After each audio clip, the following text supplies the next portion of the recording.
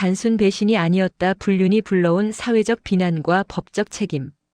당신의 남편이 다른 여자와 모텔에서 나오는 사진을 받는다면 어떤 기분일까요? 저는 그 순간 세상이 무너지는 걸 느꼈습니다. 하지만 이건 단순한 불륜의 시작에 불과했어요. 진짜 충격은 따로 있었거든요. 그 여자가 바로 제 친언니였으니까요. 평범한 부부 생활과 미묘한 불화. 결혼 7년 차, 우리 부부는 겉보기엔 정말 평범했습니다. 남편 준호는 중견 건설회사 과장으로 연봉 6천만 원 정도, 저는 초등학교 교사로 일하며 6살 딸 서연이를 키우고 있었어요. 32평 아파트에 살면서 주말마다 마트 가고 가끔 외식하고 연휴에는 친정이나 시댁 가고. 그런 평범한 일상이었죠. 하지만 언제부터였을까요? 작은 균열들이 보이기 시작했어요. 처음 느낀 건 남편의 스마트폰 사용 패턴이었습니다. 예전엔 화장실 갈 때도 그냥 두고 갔는데 어느 순간부터 항상 들고 다니더라고요. 밤늦게 침대에서도 계속 만지작거렸어요. 여보, 뭐 그렇게 중요한 거 봐? 아, 회사 업무용 메신저 확인하는 거야. 요즘 프로젝트가 바빠서. 그럴듯한 대답이었죠. 실제로 건설업계는 야근이 많고 급한 일이 자주 생기니까요. 저도 의심하고 싶지 않았어서 그러려니 했어요.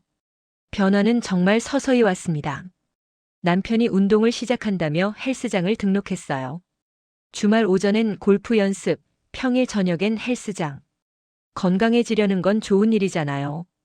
오히려 응원했죠. 운동하니까 몸도 좋아지고 스트레스도 풀리는 것 같아.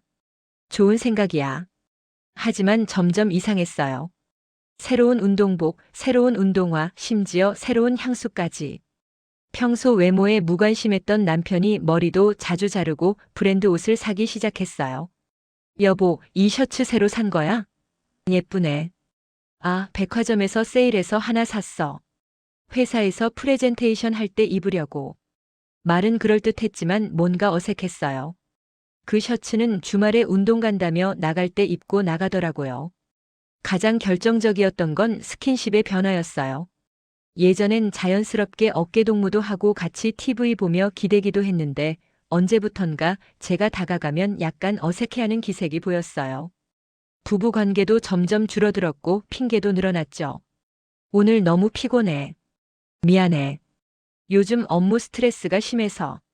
한 달에 한두 번이던 게 두 달에 한 번, 세 달에 한 번으로 줄어들었어요.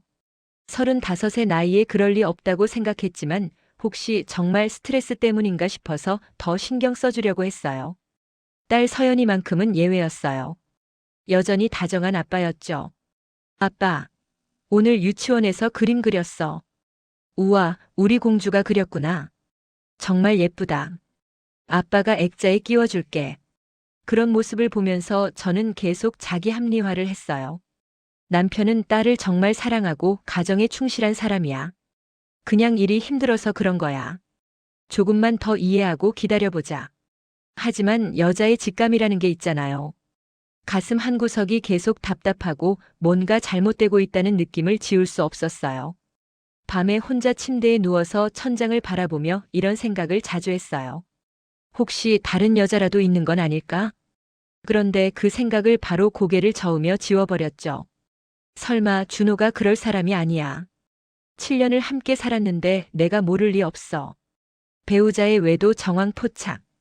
운명의 날은 남편의 36번째 생일날이었습니다.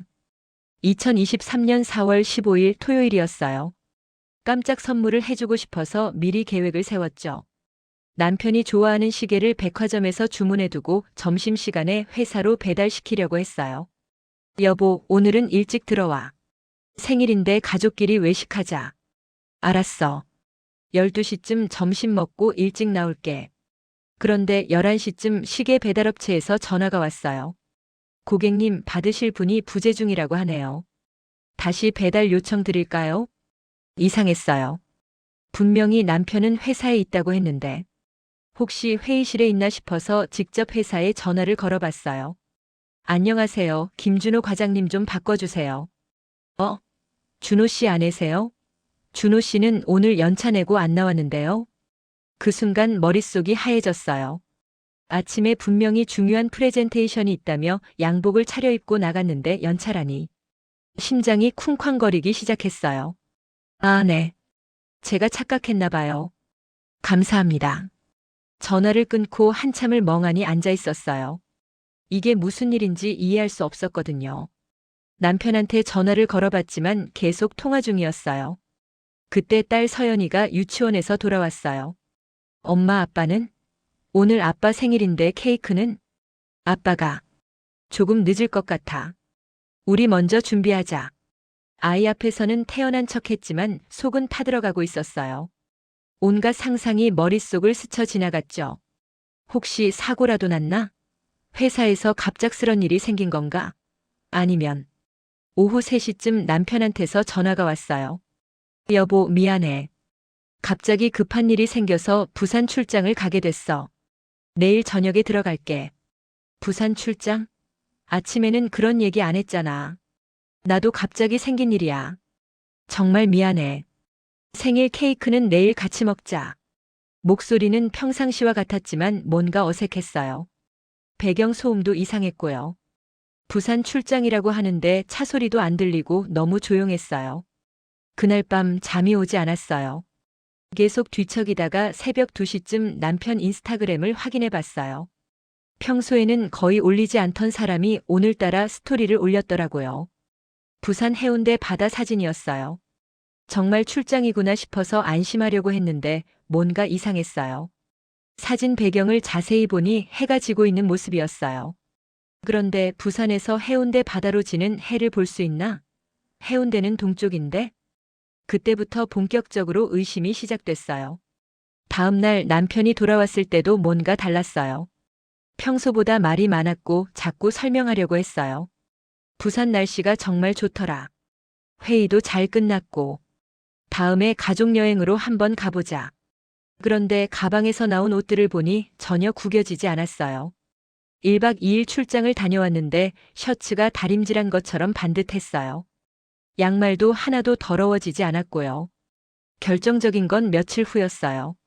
남편 차를 타고 나갔는데 내비게이션 최근 목적지에 오션뷰 모텔이라고 되어 있더라고요. 그것도 부산이 아니라 근처 바닷가 도시에 있는 모텔이었어요. 그 순간 모든 퍼즐 조각이 맞춰지는 느낌이었어요. 거짓말하고 나간 생일날, 이상한 인스타그램 사진, 구겨지지 않은 옷들, 그리고 모텔 주소까지. 충격과 배신감 속 감정 소용돌이. 내비게이션에서 그 주소를 확인한 순간 정말 숨이 막히는 줄 알았어요. 손이 덜덜 떨려서 핸들을 제대로 잡을 수도 없었죠. 길 가던 중이었는데 급히 갓길에 차를 세우고 한참을 울었어요. 7년. 7년이라는 시간이 무너지는 소리가 들렸어요. 신혼 때 평생 너만 사랑할게라고 했던 그 말들, 딸이 태어났을 때 우리 가족이 최고야라고 하며 눈물 흘리던 모습, 힘들 때마다 우리는 서로만 있으면 되라고 위로해주던 그 순간들이 모두 거짓말이었다는 게 믿어지지 않았어요. 집에 돌아와서도 멍한 상태가 계속됐어요. 딸이 엄마 왜 그래? 라고 물어봐도 대답할 수 없었죠. 저녁을 차려놓고도 남편 얼굴을 제대로 볼 수가 없었어요. 오늘 왜 이렇게 조용해? 어디 아픈 데라도 있어? 남편이 걱정하는 척 물어보는데 그 목소리가 너무 역겨웠어요. 어떻게 이렇게 태어날 수 있을까? 어떻게 거짓말을 이렇게 자연스럽게 할 수 있을까? 그날 밤 남편이 샤워하는 동안 핸드폰을 확인해 보려고 했어요. 하지만 비밀번호가 바뀌어 있더라고요. 예전에는 딸 생일이었는데 이제는 다른 숫자였어요. 그것만으로도 충분한 증거였죠. 잠자리에서 남편이 제 어깨에 팔을 올리는데 토할 것 같았어요. 그 손이 다른 여자를 만졌을 거라는 생각에 온몸이 오싹해졌죠. 조용히 그 팔을 치우고 화장실로 가서 또 울었어요. 내가 뭘 잘못했을까? 7년 동안 나름대로 좋은 아내였다고 생각했는데 거울 속 제 모습이 초라해 보였어요. 출산 후 늘어난 뱃살, 바쁜 일상에 소홀해진 외모 관리. 혹시 그래서 남편이 다른 여자를 만나게 된 걸까? 스스로를 자책하는 마음과 배신감이 뒤섞여서 정말 미칠 것 같았어요. 며칠 동안은 정상적인 생활이 불가능했어요. 학교에서 아이들을 가르치면서도 멍한 상태였고 동료 교사가 괜찮냐고 물어볼 정도였죠. 집에서도 딸한테 짜증을 내는 일이 많아졌어요. 서연아, 그만 놀고 정리해. 엄마, 왜 자꾸 화내? 아빠는 안 그러는데. 딸의 그 말에 가슴이 찢어지는 것 같았어요. 아무것도 모르는 아이에게까지 영향을 주고 있다는 게 너무 미안하고 화가 났어요. 남편은 여전히 태연했어요. 오히려 평소보다 더 친절했죠. 꽃도 사오고 맛있는 음식도 사왔어요. 죄책감 때문인지 아니면 들키지 않으려는 연기인지 알 수 없었지만 그 모든 게 더 역겨웠어요. 여보, 요즘 내가 바빠서 소홀했지? 이번 주말에는 가족끼리 놀러 가자. 좋아. 겉으로는 괜찮은 척 했지만 속으로는 계속 울고 있었어요. 이 사람이 정말 내 남편이 맞나? 7년을 같이 산 사람이 맞나? 밤마다 불면증에 시달렸어요. 남편이 누워있는 옆에서 그 숨소리를 들으며 지금도 다른 여자 생각을 하고 있는 건 아닐까? 라는 생각이 들었죠. 그 여자가 누군지, 어떻게 만났는지, 언제부터 시작된 건지 궁금하면서도 알고 싶지 않았어요. 가장 힘들었던 건 혼자 견뎌야 한다는 것이었어요. 친구들한테도 말할 수 없고 부모님한테도 말할 수 없고 그저 혼자서 끙끙 앓으면서 어떻게 해야 할지 모르겠더라고요. 불륜 증거 확보 과정. 일주일 정도 고민한 끝에 결심했어요. 확실한 증거를 찾아야겠다고. 추측만으로는 아무것도 할 수 없으니까요. 혹시 제가 잘못 생각하는 걸 수도 있고 정말로 불륜이라면 확실한 증거가 있어야 대응할 수 있잖아요. 먼저 남편의 패턴을 파악하기 시작했어요. 평소보다 늦게 들어오는 날, 주말에 나가는 시간, 전화 통화하는 횟수 등을 몰래 메모해뒀죠. 일종의 관찰 일기 같은 거였어요. 4월 25일 7시 30분 헬스장 간다며 나감 10시 50분 귀가. 평소보다 1시간 늦음. 샤워 냄새남. 4월 27일 회사 회식이라며 나감. 새벽 1시 귀가. 술 냄새 거의 안 남. 옷에서 여성용 향수 냄새. 4월 29일 토요일 오전 골프 연습. 오후 2시부터 6시까지 행방불명. 전화 받지 않음. 패턴이 보이기 시작했어요. 특히 주말 오후 시간대가 수상했죠. 골프 연습은 보통 2시간이면 충분한데 4시간씩 연락 두절되는 건 이상했거든요. 그러던 중 결정적인 기회가 왔어요. 남편이 갑자기 1박 2일로 지방 출장을 간다고 하는 거예요. 5월 둘째 주 목요일부터 금요일까지. 이번에는 진짜 출장이야. 대구 현장 점검하러 가는 거거든. 이번에는 속지 않기로 했어요. 은밀하게 추적해보기로 결심했죠. 마침 딸은 시어머니 댁에 보내기로 했고 저도 개인 연차를 냈어요. 목요일 아침 남편이 출근한다며 나간 후 30분 뒤에 저도 뒤를 따라갔어요. 다른 차를 렌트해서 말이죠. 심장이 터질 듯이 뛰었지만 진실을 알아야 했어요. 남편은 회사에 들렸다가 1시간 만에 다시 나왔어요. 그리고 전혀 대구 방향이 아닌 반대 방향으로 향했죠. 시내 한복판의 고급 호텔로 갔어요. 호텔 주차장에서 기다리다가 남편을 발견했는데 혼자가 아니었어요. 여자가 함께 있었죠. 뒤에서 봐서는 얼굴이 잘 안 보였지만 날씬한 체형의 긴 머리를 한 여자였어요. 손이 떨려서 사진을 찍기가 힘들었지만 최대한 많이 찍었어요. 두 사람이 자연스럽게 팔짱을 끼고 호텔로 들어가는 모습, 엘리베이터를 기다리며 대화하는 모습까지. 3시간 후 두 사람이 다시 나왔어요. 남편의 표정은 밝았고 여자는 남편의 팔에 매달리듯이 걸었죠. 호텔 앞에서 키스까지 하는 모습을 봤을 때는 정말 숨이 막혔어요. 하지만 진짜 충격은 여자의 얼굴을 확인한 순간이었어요. 주차장에서 헤어질 때 여자가 고개를 들었는데 믿을 수 없었어요. 그 여자가 바로 제 친언니 수정 언니였거든요. 세상이 무너지는 줄 알았어요. 남편의 불륜도 충격이었지만 그 상대가 친언니라니. 언니는 3년 전에 이혼하고 혼자 살고 있었어요. 가끔 집에도 놀러 오고 딸도 예뻐해주던 언니였는데 그 순간의 배신감은 말로 표현할 수 없었어요. 남편에 대한 분노와 언니에 대한 실망감이 동시에 밀려왔죠. 차 안에서 한참을 울다가 겨우 정신을 차렸어요. 이제 확실한 증거가 있었어요. 사진도 있고 호텔 위치와 시간도 정확히 기록했죠. 하지만 어떻게 해야 할지 막막했어요. 가족 안에서 벌어진 일이라 더 복잡했거든요. 그날 밤 남편이 전화를 걸어왔어요. 여보, 대구 도착했어. 내일 현장 보고 금요일 저녁에 들어갈게. 응, 알았어. 조심해서 다녀와. 목소리를 최대한 평정하게 유지했지만 속은 끓고 있었어요. 어떻게 이렇게 자연스럽게 거짓말을 할 수 있을까? 다음 날 금요일에도 계속 추적했어요. 남편과 언니는 또 다른 장소에서 만났죠. 이번에는 근교의 펜션이었어요. 하루 종일 그곳에 있다가 저녁에 헤어졌고요. 일주일 동안 수집한 증거들이 상당했어요. 사진 50여 장, 호텔과 펜션 영수증들, 통화 시간 기록, 거짓말한 출장 일정들까지. 이제 선택의 시간이었어요. 증거 공개와 사회적 파장 발생. 증거를 확보한 후 며칠 동안 고민했어요. 어떻게 대응해야 할지, 누구부터 만나야 할지. 가장 힘든 건 딸한테 어떻게 설명해야 할지였죠. 결국 언니부터 만나기로 했어요. 토요일 오후 남편이 또 골프 연습 간다며 나간 사이에 언니한테 전화를 걸었어요. 언니 시간 있어? 할 얘기가 있는데. 응, 그래. 카페에서 볼까? 언니 목소리는 평상시와 같았어요. 아무것도 모르는 척하는 게 더 화가 났죠. 카페에서 만나서 증거 사진들을 보여줬을 때 언니 얼굴이 하얗게 변했어요. 이게 뭐야? 언니가 더 잘 알지 않을까? 내 남편이랑 호텔에 들어가는 모습인데. 언니는 한참 동안 말을 못했어요. 그러다가 갑자기 울기 시작했죠. 미안해. 정말 미안해. 처음엔 그럴 생각이 아니었는데. 언제부터야? 반년 전부터. 반년. 제가 남편의 변화를 느끼기 시작한 시기와 정확히 일치했어요. 어떻게 시작된 거야? 준호가 먼저 연락했어. 언니 힘들어 보인다며 상담해준다고.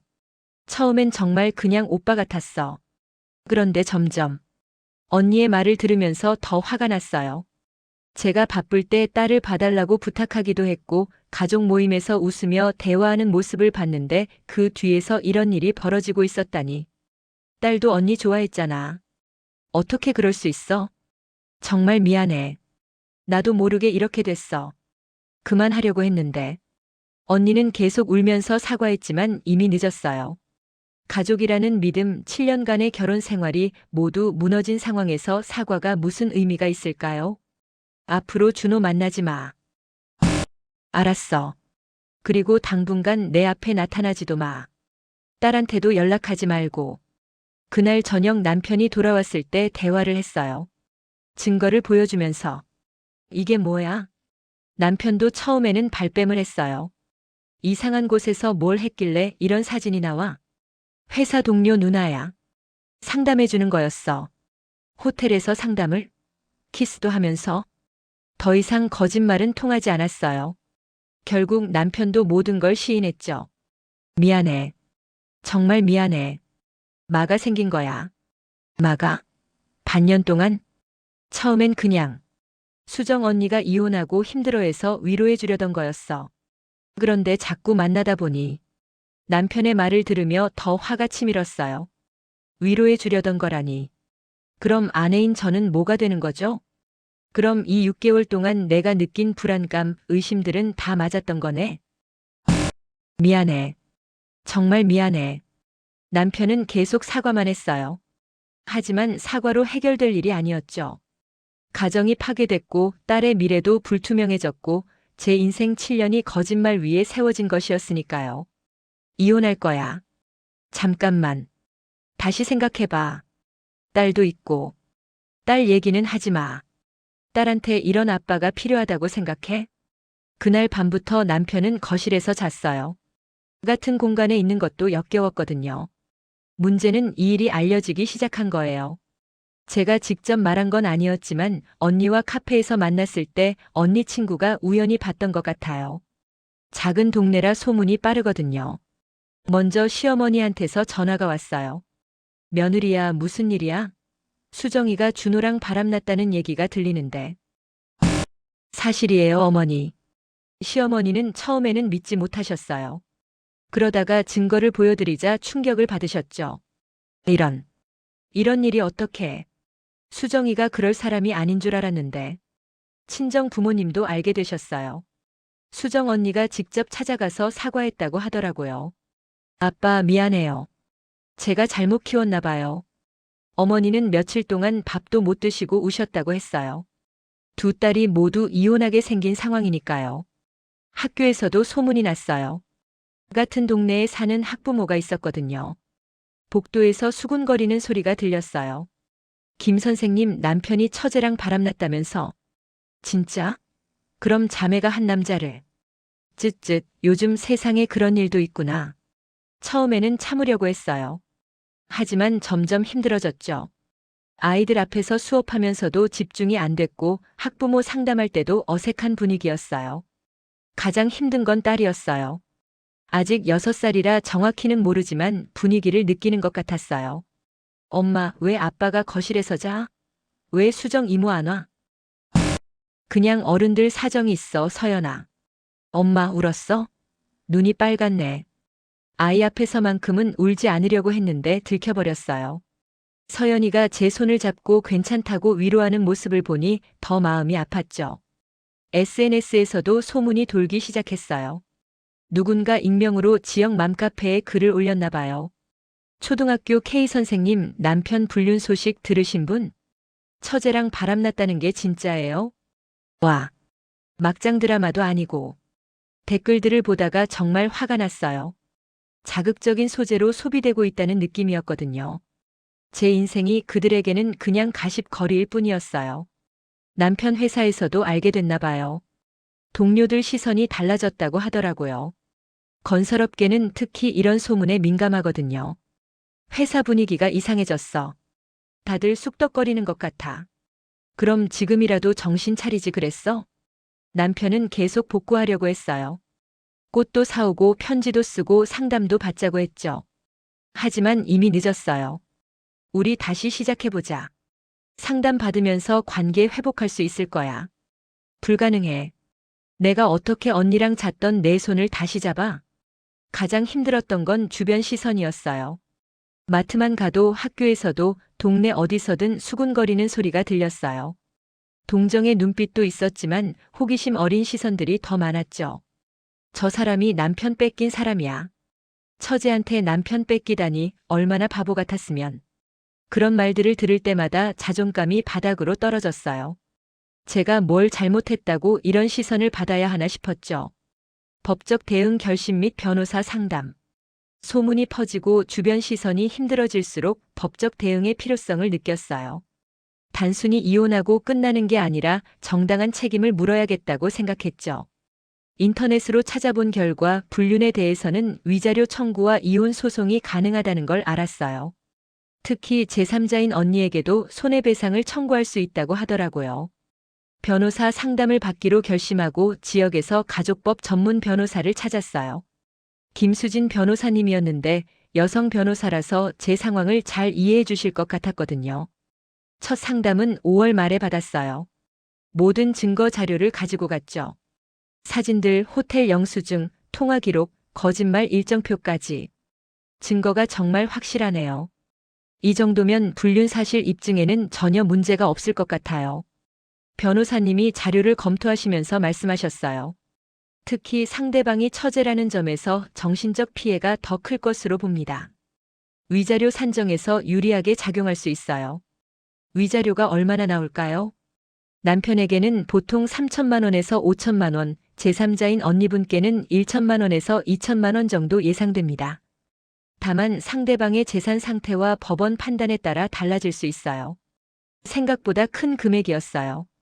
하지만 돈이 문제가 아니었죠. 법적으로 잘못을 인정받고 싶었어요. 이혼은 어떻게 진행되나요? 우선 협의 이혼을 시도해보고 안 되면 조정, 그래도 안 되면 소송으로 가야 합니다. 상대방이 응하지 않을 가능성이 높으니 소송 준비를 하시는 게 좋겠어요. 양육권 문제도 상담받았어요. 남편 측에서 양육권을 주장할 가능성은 낮습니다. 불륜 당사자이고 아이가 어머니와 더 오래 지냈으니까요. 다만 면접교섭권은 인정될 가능성이 높아요. 양육비는 어떻게 되나요? 소득의 20-30% 정도가 일반적입니다. 남편분 소득을 고려하면 월 120-150만 원 정도 예상됩니다. 상담을 받고 나니 앞으로의 방향이 조금 명확해졌어요. 하지만 법정 싸움이라는 게 만만하지 않다는 것도 알게 됐죠. 소송 비용은 얼마나 들까요? 착수금 300만 원, 성공 보수 위자료의 10% 정도입니다. 총 500에서 700만 원 정도 예상하시면 될 것 같아요. 적지 않은 금액이었지만 꼭 필요한 과정이라고 생각했어요. 집에 와서 남편에게 변호사 상담 받았다고 말했어요. 변호사까지 만났어? 그렇게까지 할 필요가 있어? 남편은 당황하는 기색이었어요. 당연히 해야지. 내가 한 일에 대한 책임을 져야지. 우리끼리 해결하면 안 될까? 소송까지 가면 서연이한테도 안 좋을 텐데. 그럼 처음부터 하지 말았어야지. 이제 와서 딸 걱정 왜 해? 남편은 며칠 동안 계속 설득하려고 했어요. 사과도 하고 다시는 안 그러겠다고 약속도 하고 상담받자고 제안도 했죠. 하지만 제 마음은 이미 결정됐어요. 언니한테도 변호사 상담받았다고 연락했어요. 수정 언니 변호사 선임했어. 위자료 소송할 거야. 제발. 한 번만 용서해 줄 수 없을까? 정말 미안하다고. 용서는 나중에 생각해 볼게. 일단 법적 책임부터 지자. 언니도 울면서 사정했지만 소용없었어요. 가족이라는 이유로 봐줄 수 있는 선을 이미 넘었거든요. 일주일 후 정식으로 변호사님과 계약했어요. 착수금 300만 원을 입금하고 본격적인 법적 대응을 시작했죠. 변호사님이 말씀하시기를 먼저 내용 증명을 보내서 협의를 요구해보고 응하지 않으면 바로 소송에 들어간다고 했어요. 상대방이 협의에 응할 가능성은 낮아 보여요. 소송 준비를 미리 해두시는 게 좋겠습니다. 얼마나 걸릴까요? 1심 기준으로 6개월에서 1년 정도 예상됩니다. 항소하면 더 길어질 수도 있고요. 긴 싸움이 될 것 같았어요. 하지만 포기할 수 없었죠. 제 인생이 걸린 문제였으니까요. 소송 절차와 증거 제출. 6월 첫째 주 드디어 내용 증명을 발송했어요. 남편과 언니에게 각각 불륜 사실을 확인하고 위자료 지급을 요구하는 내용이었죠. 남편에게는 이혼과 위자료 5천만 원, 언니에게는 불륜으로 인한 정신적 피해 배상금 2천만 원을 요구했어요. 10일 이내에 응답하라는 내용도 포함되어 있었고요. 내용 증명이 도착한 날 남편이 급하게 집에 왔어요. 이게 뭐야? 5천만 원이라니 너무 과한 거 아니야? 과해. 7년 결혼 생활 파탄시킨 게 5천만 원으로 해결되면 싸게 먹히는 거야. 그래도 이건 너무. 협의로 풀 수 없을까? 10일 안에 답변하라고 되어 있잖아. 그때까지 생각해봐. 언니한테서도 전화가 왔어요. 울음 섞인 목소리였죠. 2천만 원이라니. 나한테 그런 돈이 어디 있어? 그럼 분할로라도 갚아. 내가 받은 정신적 피해가 돈으로 계산이 되니? 제발 한 번만. 정말 미안하다고. 미안하다고 해서 해결될 일이 아니야. 각오는 했을 거 아니야?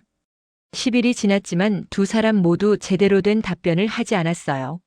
남편은 금액을 줄여달라고 했고 언니는 돈이 없다고 했죠. 변호사님과 상의해서 바로 소송에 들어가기로 했어요. 7월 초에 가정법원에 이혼 소송과 손해배상 소송을 동시에 제기했습니다.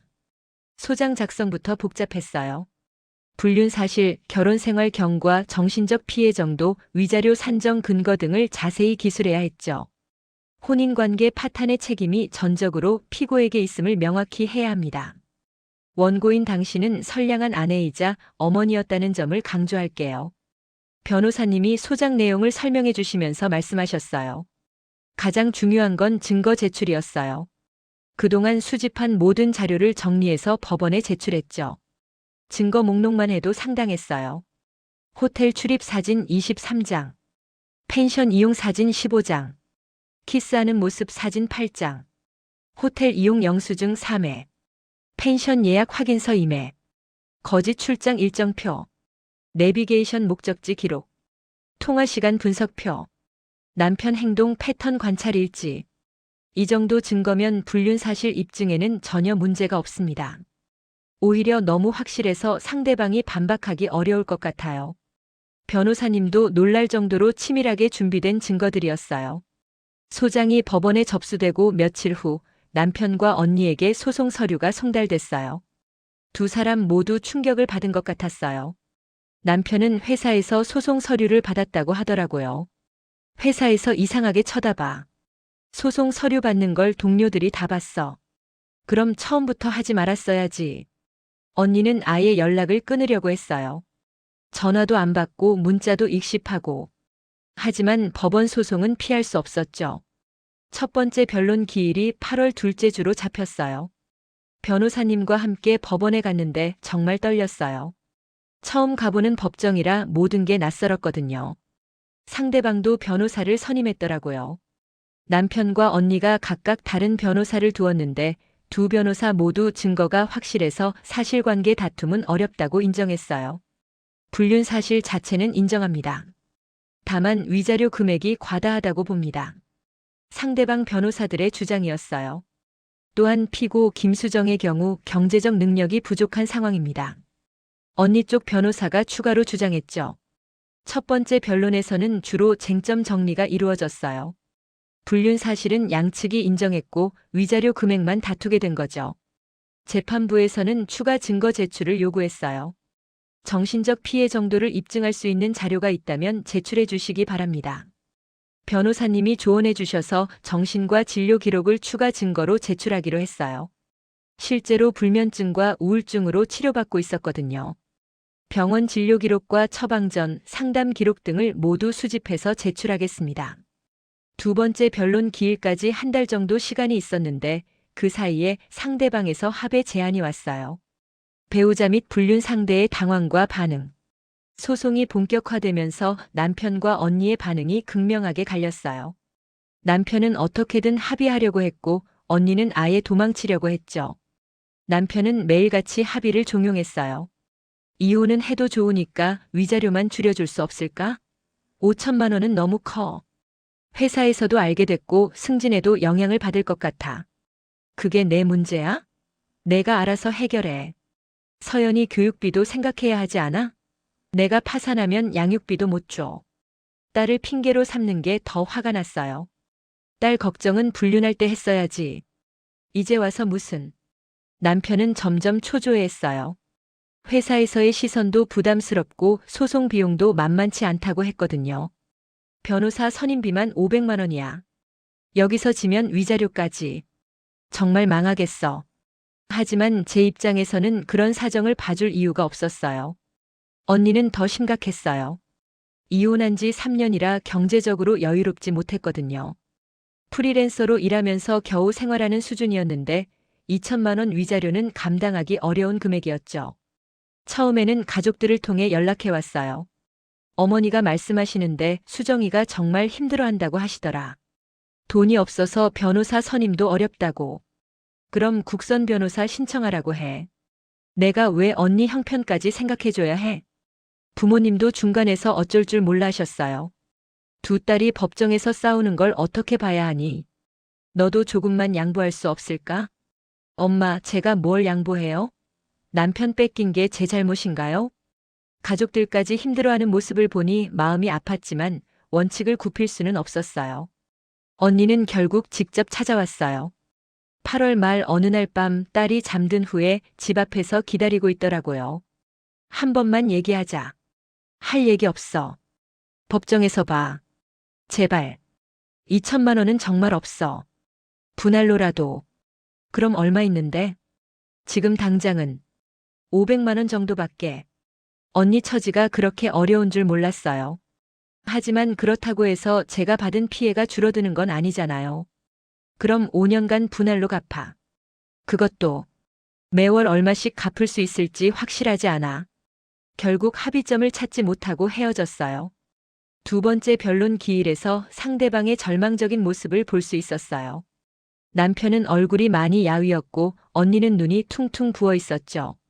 언니 쪽 변호사가 재정 상황을 상세히 설명했어요. 피고는 이혼 후 홀로 생활하며 프리랜서 일로 월 150만 원 내외의 수입만 있습니다. 2천만 원 위자료는 현실적으로 불가능한 금액입니다. 그럼 분할 지급은 어떻습니까? 재판장이 물어봤어요. 10년 분할로 매월 15에서 20만 원 정도가 한계입니다. 너무 적은 금액이었어요. 그 정도로는 제가 받은 피해에 비해 터무니없이 적었죠.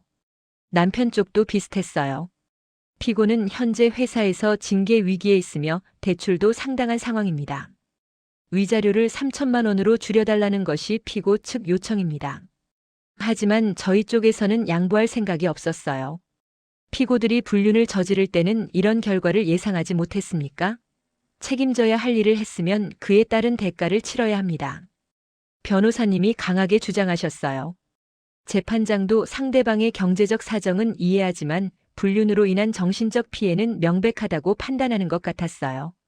다만 피고들의 경제적 능력을 전혀 고려하지 않을 수는 없습니다. 현실적인 선에서 위자료를 산정하는 것이 바람직할 것 같습니다. 결국 재판부에서 권고 조정을 제안했어요. 남편에게는 4천만 원, 처제에게는 1천만 원으로 조정해보는 것은 어떻겠습니까? 상대방 변호사들은 그래도 부담스럽다고 했지만 소송에서 지면 더 큰 금액이 나올 수 있다는 점을 고려해야 한다고 재판장이 설명했어요. 조정에 응하지 않으시면 판결로 갈 텐데 그럴 경우 원고가 요구한 금액 그대로 인정될 가능성이 높습니다. 남편과 언니가 상의할 시간을 달라고 했어요. 다음 기일까지 2주 정도 시간을 줬죠. 그 2주 동안 두 사람의 고민이 깊어졌어요. 특히 언니는 정말 막막해하는 것 같았어요. 부모님 통해 들은 얘기로는 밤잠을 못 이룰 정도로 스트레스를 받고 있다고 했어요. 남편도 비슷했어요. 회사에서 경고 조치를 받았다며 더 이상 소송을 끌 수 없다고 했죠. 조정안 받아들일게. 이 이상 끌면 정말 회사에서 잘릴 것 같아. 언니는? 수정 언니도 받아들인다고 했어. 부모님이 일부 도와주시기로 했다고. 결국 두 사람 모두 조정안을 수용하기로 했어요. 언론과 SNS를 통한 사회적 비난. 조정이 성립되기 전 예상치 못한 일이 벌어졌어요. 우리 지역 온라인 커뮤니티에 소송 관련 글이 올라온 거예요. 누군가 법원에서 봤는지 자세한 내용까지 적어놨더라고요. 초등학교 김교사, 남편과 친언니 불륜으로 소송. 위자료 7천만 원 요구. 자매가 한 남자를 두고 법정 다툼. 제목만 봐도 자극적이었어요. 댓글들은 더 심했죠. 와, 친언니가 매제랑? 이건 진짜 막장이다. 7천만 원이라니 돈이 목적 아닌가? 그래도 가족인데 이렇게까지 해야 하나?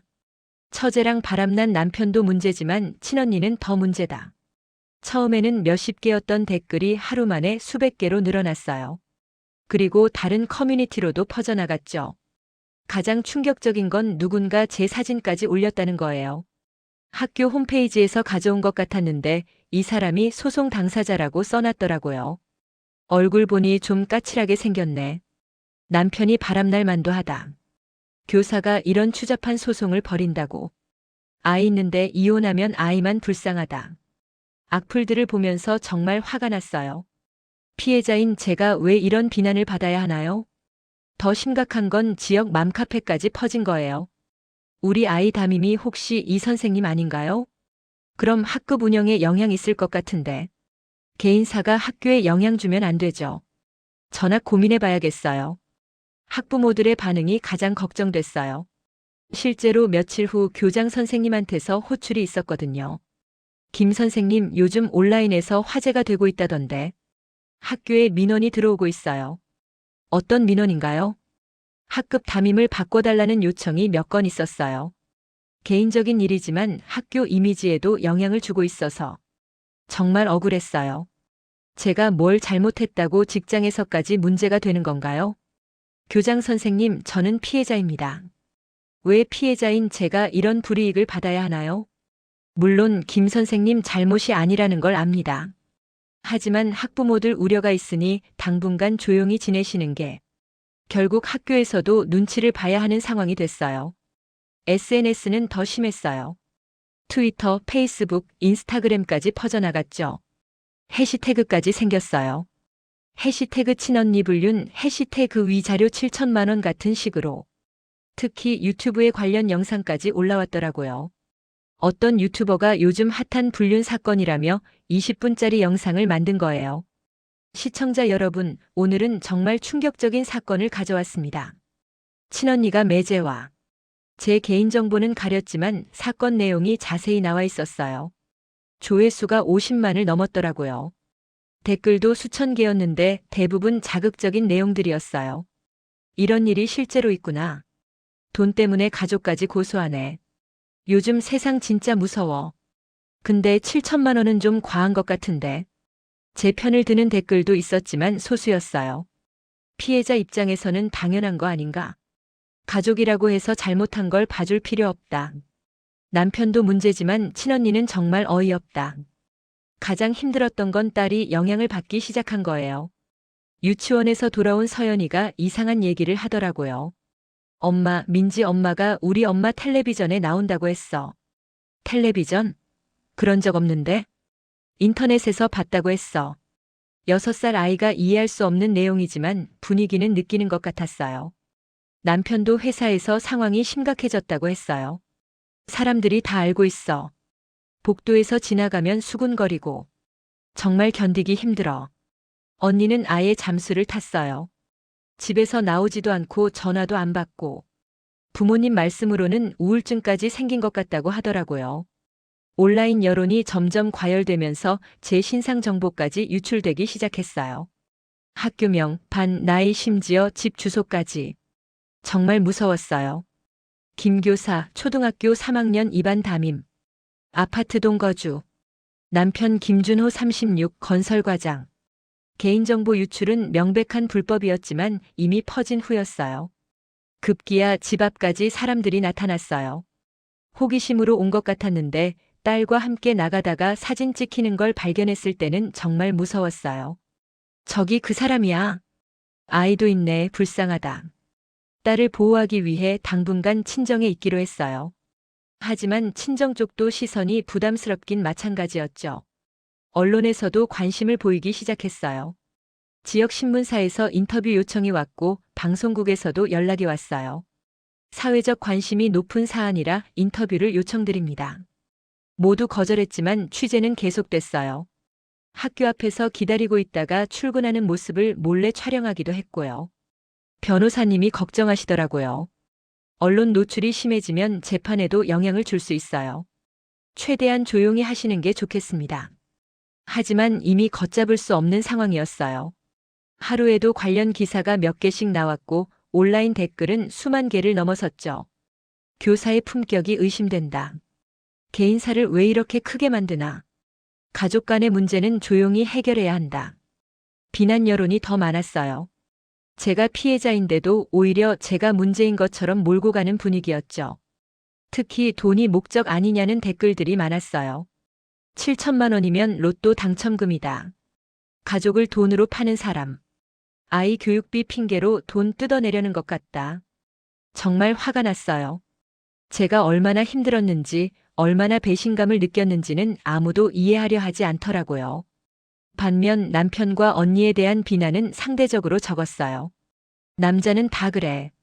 외로운 처제를 위로해 주다 보니 그렇게 된 거 아닐까? 7년 결혼 생활에 문제가 있었을 수도 있다. 마치 제가 남편을 제대로 관리하지 못한 것처럼 언니를 이해하지 못한 것처럼 묘사되는 경우가 많았어요. 재판 과정과 판결 결과. 사회적 관심이 높아지면서 재판도 주목받기 시작했어요. 세 번째 변론 기일에는 방청객이 꽉 찼고 언론사 기자들도 여러 명 와 있더라고요. 공개 재판이긴 하지만 가족사 관련 내용이라 촬영은 금지입니다. 재판장이 미리 공지했지만 분위기 자체가 부담스러웠어요. 조정 과정에서 남편 측에서 다시 금액을 조정해달라고 요청했어요. 언론 관심으로 인해 피고의 사회적 지위가 크게 훼손됐습니다. 이미 충분한 사회적 처벌을 받았다고 봅니다. 그것은 피고 스스로 자초한 일이지 않습니까? 우리 변호사님이 반박했어요. 오히려 원고가 더 큰 2차 피해를 당하고 있습니다. 개인정보까지 유출되면서 정상적인 생활이 불가능한 상황입니다. 재판부에서도 언론 노출로 인한 피해를 인정했어요. 양측 모두 예상치 못한 사회적 관심으로 피해를 받고 있는 것으로 보입니다. 하지만 그것이 불륜 사실 자체를 변화시키지는 않습니다. 결국 조정안대로 진행하기로 했어요. 남편 4천만 원, 언니 1천만 원. 하지만 언니 측에서 또 다른 문제를 제기했어요. 피고 김수정은 현재 우울증 진단을 받고 치료 중입니다. 과도한 위자료는 생존권을 위협할 수 있습니다. 언니가 정신과 치료를 받고 있다는 진단서를 제출했어요. 중증 우울증이라고 되어 있었죠. 이것 또한 피고 스스로 자초한 결과입니다. 원고 역시 불면증과 우울 증상으로 치료받고 있습니다. 우리 쪽에서도 제 진료 기록을 제출했어요. 실제로 3개월간 정신과 치료를 받고 있었거든요. 재판장이 양쪽 의견을 들어본 후 최종 결정을 내렸어요. 불륜 사실은 명백하고 이로 인한 정신적 피해도 상당합니다. 다만 피고들의 경제적 능력과 현재 상황을 고려하여 위자료를 조정하겠습니다. 최종 판결은 다음과 같았어요. 남편에게 위자료 3,500만 원, 언니에게 위자료 800만 원, 이혼 및 친권은 원고저에게, 양육비 월 120만 원. 원래 요구 금액보다는 줄었지만 낯설하지 않은 결과였어요. 특히 불륜 사실과 그로 인한 피해가 명확히 인정받았다는 점에서 의미가 있었죠. 판결문에는 피고들의 불륜 행위는 7년간의 혼인관계를 파탄에 이르게 한 중대한 배신 행위라고 명시되어 있었어요. 남편은 판결 후 바로 항소하겠다고 했지만 결국 포기했어요. 더 이상 소송을 끌면 회사에서 해고될 수 있다는 압박 때문이었죠. 언니도 마찬가지였어요. 항소할 여력도 없고 더 이상 언론 관심을 받고 싶지 않다고 했어요. 판결이 확정된 후 언론에서도 크게 보도했어요. 친언니 불륜 소송 마무리. 위자료 4,300만 원 확정. 가족 간 불륜의 대가 법정이 판단하다. 하지만 여전히 댓글들은 엇갈렸어요. 그래도 4천만 원 받았으니 본전은 뽑았네. 가족을 돈으로 바꾼 셈이다. 법적으로는 맞지만 정서적으로는 이해 안 됨. 한편으로는 당연한 결과다. 배신의 대가를 치른 거다. 피해자가 당당하게 권리를 찾았다. 위자료 지급 방식도 정해졌어요. 남편은 6개월 분할, 언니는 1년 분할로 매월 통장으로 입금받기로 했죠. 첫 번째 입금이 들어왔을 때의 기분은 복잡했어요. 돈을 받는다고 해서 상처가 아무는 건 아니었거든요. 하지만 적어도 법적으로는 제 고통이 인정받았다는 생각이 들었어요. 결말, 법적 책임과 사회적 압박 속 감정 정리. 판결이 확정된 지 6개월이 지난 지금 많은 것들이 변했어요. 이혼도 정식으로 성립됐고 딸과 함께 새로운 삶을 시작하고 있습니다. 위자료는 약속대로 입금되고 있어요. 남편은 6개월 만에 완납했고 언니도 몇 번 연체는 있었지만 꾸준히 갚고 있죠. 그 돈으로 딸 교육비와 새로운 출발 자금을 마련할 수 있었어요. 학교에서의 상황도 어느 정도 정리됐어요. 처음에는 학부모들의 시선이 부담스러웠지만 시간이 지나면서 오히려 응원해 주시는 분들이 많아졌어요. 선생님이 옳은 일 하신 것 같아요. 저라도 그렇게 했을 거예요. 힘든 상황에서도 의연하게 대처하시는 모습이 존경스러워요. 교장 선생님도 나중에는 이해해 주셨어요. 처음에는 학교 이미지를 걱정했는데 지금 생각해보니 김 선생님이 피해자였는데 제가 너무 했네요. 앞으로는 전폭 지원하겠습니다. 무엇보다 딸이 잘 적응해주고 있어서 다행이에요. 처음에는 아빠는 언제 와? 라고 물어보며 힘들어했지만 지금은 새로운 환경에 적응했어요. 엄마, 우리 둘이 사는 것도 좋은 것 같아. 아이의 그런 말을 들으면 가슴이 뭉클해져요. 남편과는 딸을 위한 최소한의 연락만 하고 있어요. 면접 교섭권에 따라 월 2회 만나고 있는데 처음에는 어색했지만 지금은 그럭저럭 괜찮아요. 서연이만큼은 잘 키우자. 이런 일로 아이가 상처받지 않도록. 그 부분에서만큼은 남편과 의견이 일치해요. 언니와는 아직 연락하지 않고 있어요. 부모님을 통해서 안부는 전해 들어도 직접 만날 용기는 안 나더라고요. 수정이가 많이 후회하고 있다고 했어. 언젠가는 용서해 줄 수 없을까? 어머니가 가끔 그런 말씀을 하시지만 아직은 시간이 더 필요할 것 같아요. 사회적 관심도 많이 줄어들었어요. 처음에는 매일 기사가 나왔지만 지금은 가끔 언급되는 정도예요. 온라인 댓글들도 예전만큼 악랄하지는 않고요.